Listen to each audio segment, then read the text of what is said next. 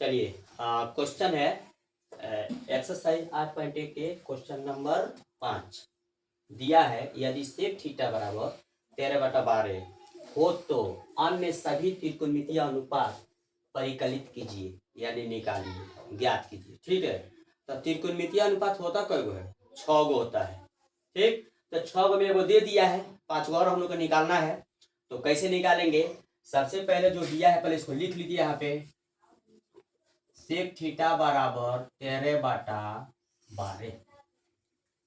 कौन कौन भुजा दिया है? लाल बटा काका से पता चल जाएगा। यहाँ पे लिखते हैं LALKKA। लाल बटा काका हो गया ना। सेक थीटा आप सबको मालूम है कि कोस के उल्टा सेक होता है, यहाँ पे रहेगा सेक थीटा। और जब यहाँ रहेगा तो उल्टा पढ़ेंगे। के से क्या पढ़ेंगे? कर्ण। के से कर्ण।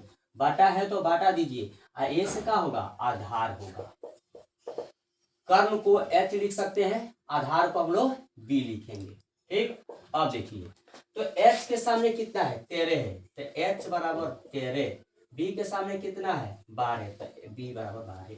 यानी कि P मालूम नहीं है। तीसरा भुजा जो है P मालूम नहीं है। P को जब पता कर लेंगे, जब तीनों भुजा पता होगा तो बाकी मान निकल जाएगा। P कैसे निकलेगा? यानी लंब। तो लंब निकालना है तो लंब बराबर जो फॉर्मूला होता है कर्ण के स्क्वायर माइनस आधार के स्क्वायर रूट में डाल दीजिए। इंग्लिश में लिखेंगे तो P बराबर H के स्क्वायर माइनस B के स्क्वायर। H के मान देखिए तो कितना है? 13 है, तो 13 बैठाइए, 13 के स्क्वायर माइनस B, तो B का मान कितना है? 12 है, 12 के स्क्वायर हो जाएगा। अब देखिए 13 के कितना होगा? 13 में 13 से गुना करेंगे तो 169, अब 12 में 12 से करेंगे तो 144। इसमें से घटाएंगे तो रूट के अंदर 25 आएगा। अब 25 को आप लिख सकते हैं 5 गुना 5 बराबर कितना? 5 सेंटीमीटर हो गया। यहाँ पर आप लिख सकते हैं 5 सेंटीमीटर।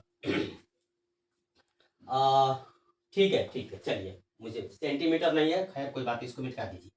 अब देखिएगा आप लोग, अब निकालना क्या है हम लोग को? 6 त्रिकोणमितीय अनुपात निकालना है ना। तो यहाँ पे लिख लीजिए साइन थीटा, उसके बाद कॉस थीटा, उसके बाद टैन थीटा। 3 गो हो गया। अब 3 गो इतना उल्टा हो जाएगा तो 3 3 6 हो जाएगा। साइन थीटा बराबर क्या होगा? लाल बटा का कम देखिए तो P/H होगा। इसके सामने लिख दीजिए आप लोग P/H। तो P का मान कितना है इसमें? देखिए 5 है, 5 बटा H का मान कितना है? 13।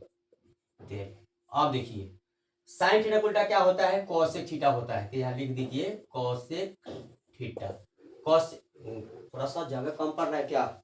नहीं सर, ठीक है, हो जाएगा। तो कोसेक थीटा को आप लोग क्या लिखिएगा? इसका जस्ट उल्टे होगा।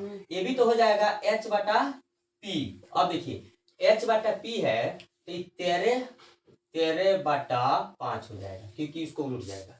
ठीक, थोड़ा सा इसको दूरी बना लेता हूँ क्योंकि जगह थोड़ा कम पड़ रहा है। अब देखिए साइन थीटा हो गया। अब यहाँ पे लिखिएगा कॉस थीटा। तो कॉस थीटा बराबर क्या होता है?